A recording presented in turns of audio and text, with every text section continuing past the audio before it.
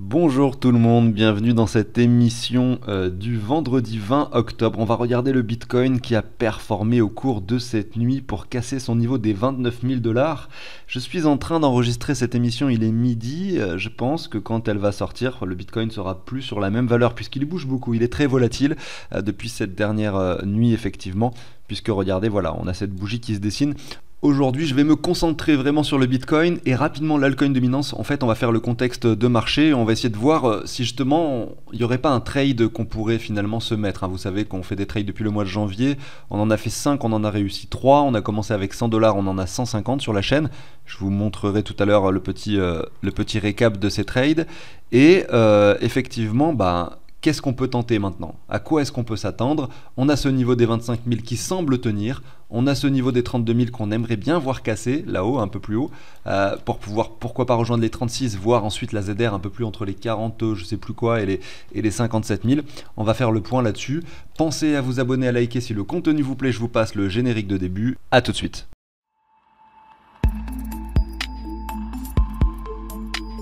Avant de débuter, sache que si tu cherches quelque chose pour savoir où tu en es dans les cryptos, si tu as plein de plateformes, de l'argent réparti sur plein de choses différentes et que tu veux un outil adaptable sur téléphone, tablette, sur un cloud, voilà, très facile à utiliser, qui récupère en plus le prix des crypto-monnaies en temps réel, tu marques Bitcoin, tu as le prix direct qui s'affiche, etc. Tu vas pouvoir sur cet outil ajouter toutes tes cryptos, rentrer tous les montants que tu possèdes sur chacune de tes plateformes et connaître tes plus-values par rapport à ce que tu as investi, ta répartition stable crypto, ta répartition Bitcoin, altcoin, etc. Plein de choses hyper intéressantes. Et en plus de ça, ça calcule tes plus-values et ça peut t'aider pour tes déclarations d'imposition. N'hésite pas à y jeter un œil. Je te mets une émission en haut à droite qui explique beaucoup mieux cet outil, beaucoup plus en détail que ce que je viens de le faire. Et puis dans la description de la vidéo, tu as le lien du site web qui va t'amener simplement vers les différentes offres qui te permettront évidemment d'acquérir cet outil. Allez, on débute. Là, on a le contexte weekly du Bitcoin. Effectivement, depuis finalement ce début d'année 2022, on chute. Regardez, novembre, décembre, voilà. Là, 2022, ça commence ici. Et voilà, on a eu un marché baissier très violent et on latéralise.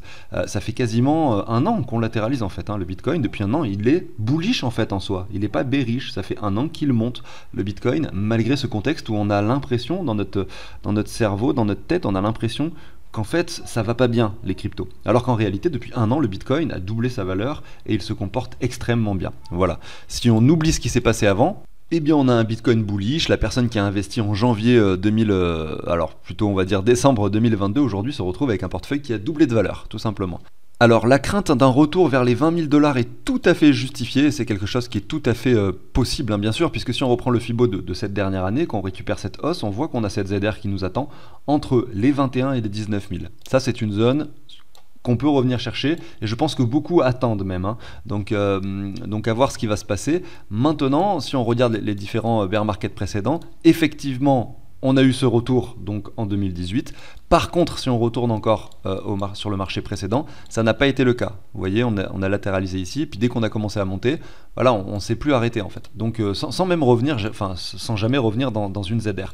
Donc ça ne veut pas forcément dire que ça va se passer ainsi. On va zoomer maintenant dans cet espace graphique, on va aller sur du daily pour voir ce qui se passe. Dans ce range, qu'est-ce qui se passe? On est venu chercher la borne haute une fois, deux fois, on est en train d'y aller une troisième fois. La borne basse, depuis qu'on a cassé ce niveau et qu'on a intégré ce range, on l'a touché deux fois avec deux clôtures vraiment similaires. Regardez, deux clôtures pile poil sur les 25 100 $. Donc très joli, c'est là où on a ouvert notre trade, d'ailleurs notre dernier trade, qui s'est plutôt bien passé. On avait mis un stop assez serré, on a eu un ratio de 2,5, un risque reward de 2,5 pour 1, donc voilà, je vous montre le récap si vous voulez faire pause et regarder, visualiser cette trade sur un graphique, ce que ça donne.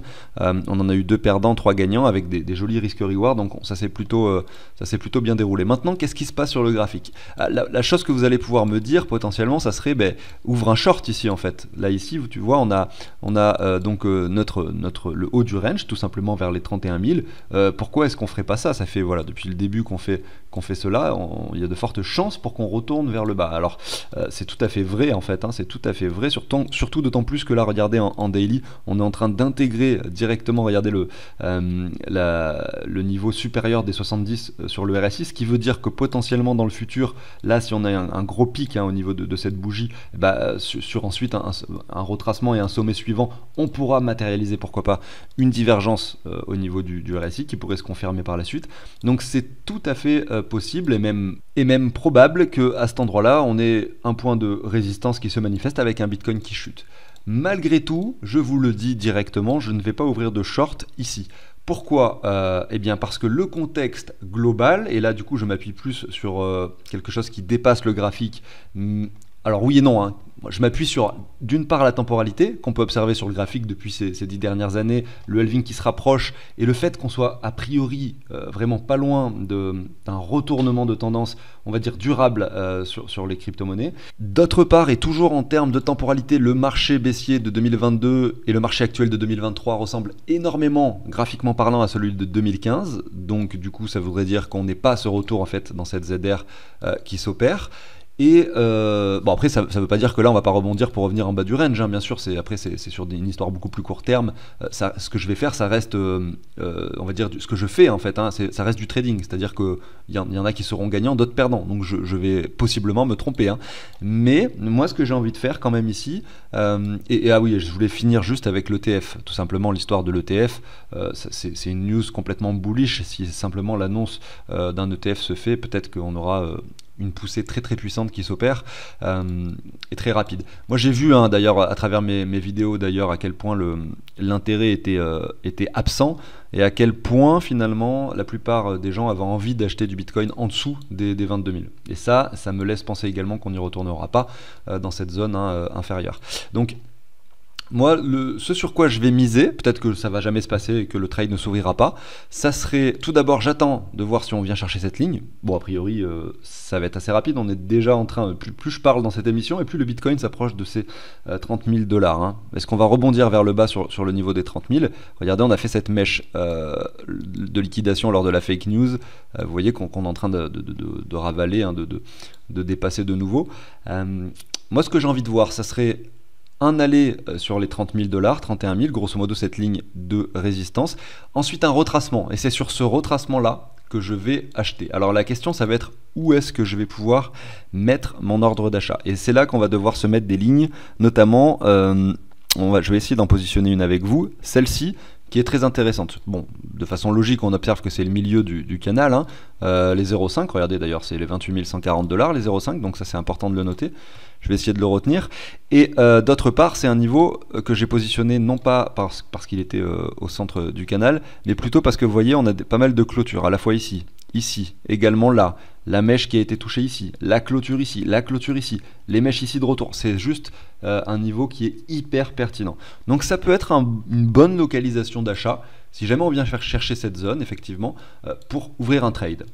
Ça reste assez risqué parce que derrière on a cette ligne de support qui est très intéressante, qui peut être atteinte hyper rapidement par la suite. Donc la question qu'on va se poser, c'est si on ouvre un trade ici, est-ce qu'on met le stop hyper serré pour pouvoir jouer un risque-reward de 10 pour 1, admettons qu'on derrière on mise les 36 000 $ ou pas, ou est-ce qu'on met notre stop beaucoup plus bas ici, mais effectivement on va avoir un ratio que de 1,5 pour 1 ou 2 pour 1, ça va pas être fabuleux et c'est pas le trade qui vous fera gagner, qui va vous mettre bien, quoi, vous voyez.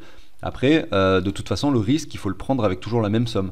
Que vous mettiez votre stop loss ici, ou bien, admettons, vous entrez dans le trade à cet endroit-là, hein, sur les 28 150 $. Vous mettez votre stop loss au 26 900, ou alors vous mettez votre stop loss au 23 000. Dans les deux cas, il faut que la somme que vous perdiez soit la même. Donc vous n'entrez pas avec la même quantité de Bitcoin dans vos positions. Ça, c'est la logique. On en reparlera de ce trade la semaine prochaine, puisque, voilà, en fonction de comment évoluera le cours du Bitcoin, je vais pouvoir mettre l'ordre sur BitGate et je vous expliquerai vraiment tout en détail comment je fais, notamment pour ceux qui ne connaissent pas, hein, tout simplement. Maintenant, on revient sur notre graphique et ce qu'il va falloir faire, c'est voir où est-ce qu'on s'arrête. Est-ce qu'on va s'arrêter ici? Probablement pas. Là, on a quand même un enchaînement de bougies vertes qui se dessinent. Il y a de fortes chances pour que peut-être même on casse ce sommet et qu'on dessine quelque chose qui fasse ça. Et en fait, vous voyez, au lieu de dessiner une ligne de résistance, on peut se faire un espace de résistance, un rectangle de résistance. Regardez ici, par exemple, on a fait un nouveau sommet par rapport à ici. Vous voyez, on peut très bien, d'ailleurs, je suis en train de penser à ça, mais on peut très bien rajouter cette ligne, voilà, et simplement imaginer qu'on vienne là-haut. En tout cas, on ne sait pas jusqu'où est-ce que ça va aller. Il faut attendre que ça s'arrête, que le Bitcoin finalement vienne trouver un point de résistance. À ce moment-là, on mettra le Fibo correspondant, et peut-être qu'en fait, le trade, on va pas l'ouvrir au 0,5, peut-être que je l'ouvrirai au 38,2. Voilà, on verra en fonction en fait de comment est-ce que je verrai les choses au moment même la semaine prochaine. Je retourne maintenant sur les cryptos du moment, les cryptos tendances. J'essaye d'enregistrer cette émission en une prise. Alors là, ça doit être la 2e ou 3e prise que je fais parce que j'ai vraiment pas beaucoup de temps devant moi et du coup, peut-être que ça sera un peu plus fouillis, mais voilà, je le fais quand même comme ça parce que je peux pas faire autrement. Vous avez ici le Toncoin et le Litecoin qui sont les 2 cryptos les plus recherchés en ce moment en termes de recherche sur Google. Vous avez Stacks et Solana. Solana qui est juste en train de nous faire quelque chose de fabuleux. Ce qui va me permettre de dériver sur leur graphique. Donc par exemple Solana. Voilà ce qui est en train de se passer. Donc c'est fabuleux au niveau de la performance. Oui, on vient chercher les 27 $ actuellement.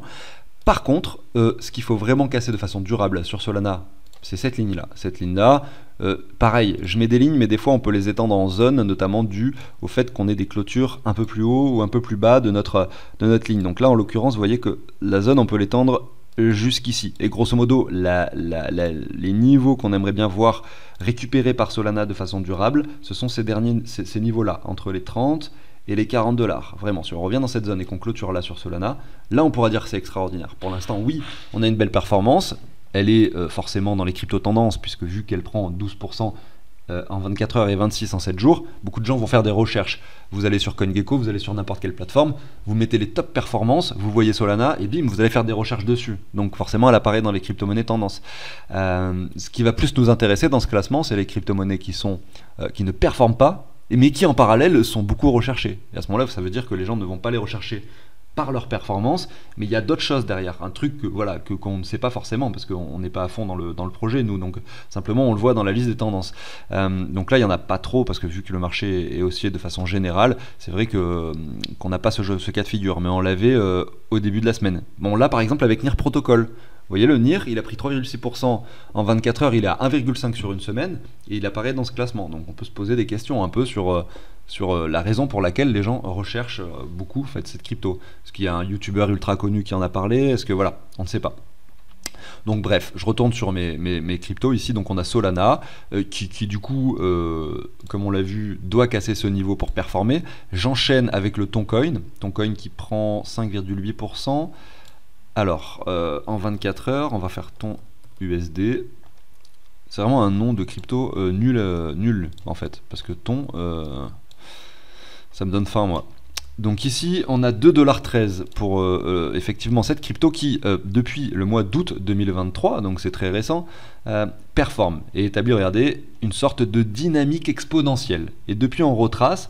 On a eu la divergence qui s'est dessinée, c'est très propre, c'est très joli, et on est revenu au niveau de cette crypto aux alentours des 0,5 de Fibo. C'est la crypto de Telegram, hein, d'ailleurs, je suis en train de me rappeler. Donc on va dézoomer un peu ici en weekly, on voit que c'est une crypto qui est récente, que son graphique, il n'est pas très construit. En weekly, en fait, on n'a pas d'informations supplémentaires, donc je vais repasser en daily.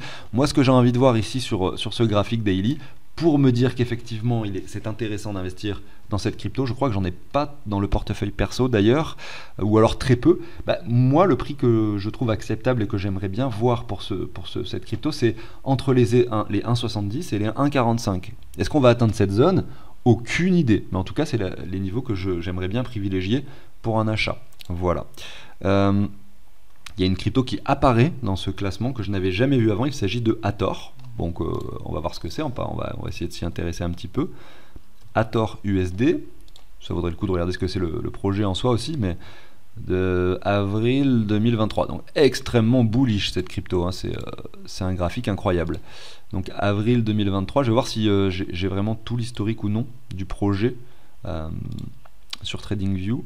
Ouais, en fait on a vraiment tout l'historique des performances de cette crypto qui sont, on doit le dire, exceptionnelles. Voilà, ne pas aller acheter cette crypto, c'est la conclusion de ce que l'on voit sur ce graphique, évidemment. Qui irait acheter une crypto avec un graphique comme ça? À part quelqu'un qui n'a pas du tout regardé les graphiques, qui s'intéresse aux cryptos depuis pas longtemps, un pote à lui en a parlé, il lui a dit « Ah, c'est l'avenir, Hathor, il faut en acheter, Hathor Protocol ». Et puis voilà, il va acheter ici, et puis il va revendre quand on va venir ici, vous voyez. Alors que nous, on va faire l'inverse, on va essayer de pas acheter maintenant, et on va plutôt acheter quand on reviendra sur les 70 centimes, si on y revient, tout simplement. Voilà pour ça, donc ça c'était Hathor. Je pense que voilà, on va s'arrêter là pour l'émission du jour qui, vous l'avez compris, a été enregistrée d'une traite quasiment. Donc s'il vous plaît, hein, soyez indulgents. Je vous souhaite une excellente journée. Je vous dis probablement peut-être une vidéo ce week-end, sinon à lundi pour les prochaines émissions d'actualité du matin. Et je vous souhaite un excellent week-end. Ciao tout le monde, à bientôt.